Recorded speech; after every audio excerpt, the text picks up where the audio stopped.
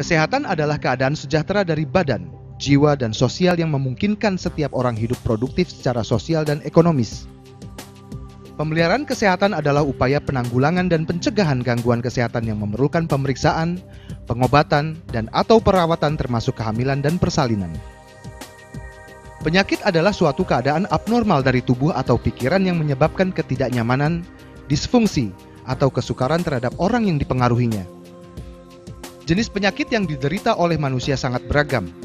Ada penyakit disebabkan dari dalam tubuh manusia maupun dari luar tubuh manusia seperti kegagalan fungsi organ tubuh, bakteri, kuman, racun, virus, atau keturunan.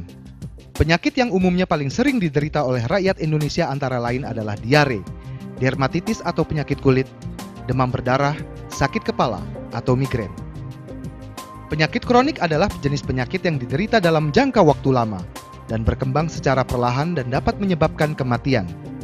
4 penyakit kronik yang utama adalah penyakit kardiovaskular seperti jantung dan stroke, kanker, penyakit pernafasan kronis seperti penyakit paru dan asma, serta diabetes. Semua penyakit ini kebanyakan diakibatkan dari lingkungan hidup yang tercemar dan gaya hidup yang tidak sehat. Ada 6 faktor utama yang mempengaruhi kesehatan kita yaitu 1. Air. Air bersih adalah salah satu jenis sumber daya berbasis air yang bermutu baik dan biasa dimanfaatkan oleh manusia untuk dikonsumsi atau dalam melakukan aktivitas mereka sehari-hari, termasuk diantaranya adalah sanitasi. Manfaat air untuk tubuh diantaranya berfungsi untuk menjaga kesegaran, membantu pencernaan, dan mengeluarkan racun. Untuk konsumsi air minum menurut Departemen Kesehatan, syarat-syarat air minum yang baik adalah tidak berasa, tidak berbau, tidak berwarna, dan tidak mengandung logam berat. 2. Udara. Udara di bumi memiliki beberapa unsur yang sangat dibutuhkan oleh kehidupan manusia. Salah satu unsur yang paling penting adalah oksigen. Kita bisa hidup beberapa hari tanpa makanan dan air, tapi tidak dapat hidup selama 4 menit saja tanpa oksigen. Bahkan sel-sel otak kita akan mati bila dalam waktu 15 detik tanpa adanya oksigen. Setiap sel di dalam tubuh manusia membutuhkan oksigen untuk membelah, untuk bertumbuh, dan untuk sel tetap hidup. 3. Olahraga. Olahraga adalah aktivitas untuk melatih tubuh seseorang, tidak hanya secara jasmani, tetapi juga secara rohani. Banyak sekali manfaat olahraga bagi kesehatan tubuh kita. Olahraga sedikitnya 10 menit setiap hari membuat mental menjadi lebih sehat, pikiran jernih, mengurangi stres, dan memicu timbulnya perasaan bahagia. Selain itu, manfaat olahraga bagi kita membuat peredaran darah menjadi lancar, membakar lemak dan kalori, serta mengurangi resiko darah tinggi dan obesitas. 4. Makanan dan minuman. Manusia sebagai makhluk hidup membutuhkan asupan berupa makanan dan minuman untuk pertumbuhan, perkembangan, dan kesehatan bagi tubuhnya. Setiap makanan mempunyai kandungan gizi dengan masing-masing manfaat yang berbeda, seperti protein, karbohidrat, lemak, dan lain-lain. Pedoman gizi seimbang atau PGS berprinsip bahwa setiap orang memiliki kebutuhan gizi yang berbeda, disesuaikan dengan golongan usia, jenis kelamin, status kesehatan, dan aktivitas fisik. 5. Emosi. Pengaruh emosi terhadap tubuh sangat berhubungan erat dengan kelenjar pituitari. Kelenjar ini bertanggung jawab untuk mekanisme yang memicu penyakit, yaitu kelenjar yang berada tepat di bawah otak yang memiliki koneksi dengan area jaringan di otak. Kelenjar inilah yang menghasilkan hormon yang mengendalikan semua fungsi tubuh. Emosi dan perasaan yang kuat berdampak pada pengendalian hormon oleh kelenjar pituitari. Selanjutnya berpengaruh pada sistem saraf tubuh dan akhirnya menimbulkan atau memperparah penyakit peredaran darah, pencernaan, pernafasan, dan kulit. 6. Tidur. Semua makhluk hidup memerlukan istirahat setelah melakukan aktivitas atau kegiatan. Karena aktivitas tersebut menggunakan jaringan sel hidup, sehingga akan timbul kerusakan pada jaringan tersebut. Istirahat ini bertujuan untuk memperbaiki kerusakan yang dimaksud. Selama kita tidur, tubuh mengganti sel-sel yang rusak dengan yang baru, dan limbah serta uap kotor yang terjadi pun dibuang. Terdapat 5 sumber toksin utama yang merusak atau mengganggu kesehatan manusia. 1. Polusi udara. Polusi udara dapat terjadi jika jumlah atau konsentrasi polutan atau zat pencemar di udara sudah melebihi baku mutu lingkungan. Polusi udara dapat disebabkan karena berbagai hal. Yang paling umum adalah disebabkan oleh pembuangan gas karbon monoksida dari kendaraan bermotor dan industri serta asap rokok. Udara yang telah tercemar dapat menyebabkan berbagai masalah terhadap kesehatan manusia secara langsung, antara lain gangguan saluran pernafasan, bisa menimbulkan penyakit kanker dan jantung, iritasi pada kulit dan mata, serta dapat menyebabkan keterbelakangan mental pada anak. 2. Polusi air. Sebagian besar pencemaran air dihasilkan oleh kegiatan manusia seperti industri rumah tangga, pertanian, pertambangan, dan lain-lain. Air yang telah tercemar mutunya menjadi turun, tidak memenuhi standar kualitas yang dapat mendukung kehidupan makhluk hidup, dan bahkan bisa menjadi tempat berkembang biaknya kuman-kuman sumber penyakit seperti kolera, disentri, diare, dan tifus. 3. Buah-buahan dan sayur-sayuran yang terkontaminasi bahan kimia. Jika tidak dipilih secara hati-hati atau tidak diolah dengan cara yang benar, pangan dapat membahayakan kesehatan orang yang menyantapnya, karena mungkin telah tercemar oleh zat-zat berbahaya. Salah satu contoh zat-zat berbahaya yang dimaksud adalah pestisida. Pestisida merupakan sarana untuk membunuh hama-hama tanaman yang telah lama digunakan dalam pertanian. Namun banyak petani yang menggunakan pestisida secara berlebihan atau masih memakai jenis pestisida yang sudah dilarang pemerintah karena terlalu berbahaya bagi kesehatan. Penumbukan zat-zat kimia dalam tubuh tidak berdampak seketika. Perlahan namun pasti akan menyebabkan kerusakan pada jaringan sel dan saraf dalam tubuh yang bisa menyebabkan kanker, leukemia, dan cacat pada anak-anak atau janin. 4. Obat-obatan, bahan pengawet, dan pewarna pada makanan. Banyak orang yang lebih memilih obat-obatan dengan bahan kimia karena dirasa lebih mujarab atau cepat sembuh, tapi kenyataannya tidak begitu.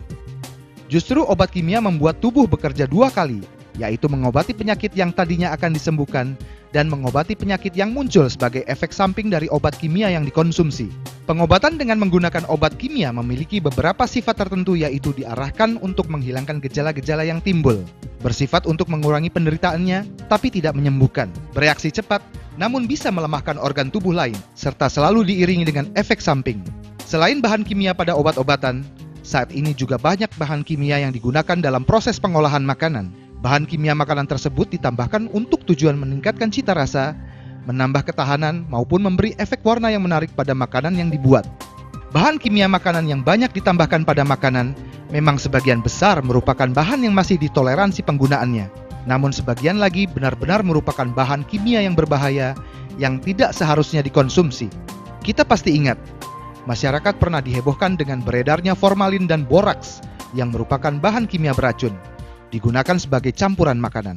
Kedua bahan tersebut adalah sebagian dari bahan kimia yang merusak kesehatan. Masih ada bahan kimia makanan lain yang memiliki tingkat bahaya setara, apalagi jika dikonsumsi secara terus-menerus. Efek yang ditimbulkan bahan-bahan tersebut bisa sangat mengerikan, mulai dari pemicu kanker, kelainan genetik, cacat bawaan lahir saat dikonsumsi ibu hamil, melemahnya kinerja otak dan syaraf, dan masih banyak lagi efek buruk lainnya. 5. Makanan hewan ternak yang tercampur bahan kimia.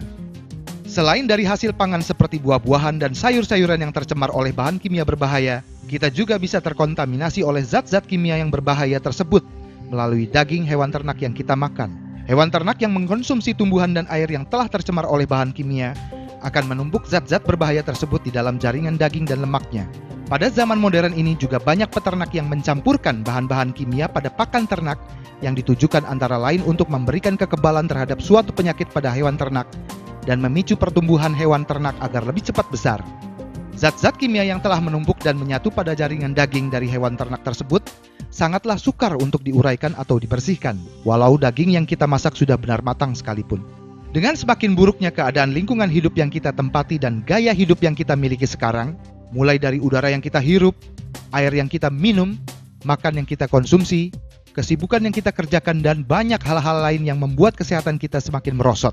Maka itu Keling hadir dengan konsep kesehatan CBA, yaitu Cleansing, Balancing, Activating, memberikan solusi terbaik untuk meningkatkan dan menjaga kesehatan kita. Cleansing. Cleansing adalah suatu proses membersihkan toksin dalam tubuh kita yang telah menumpuk selama bertahun-tahun.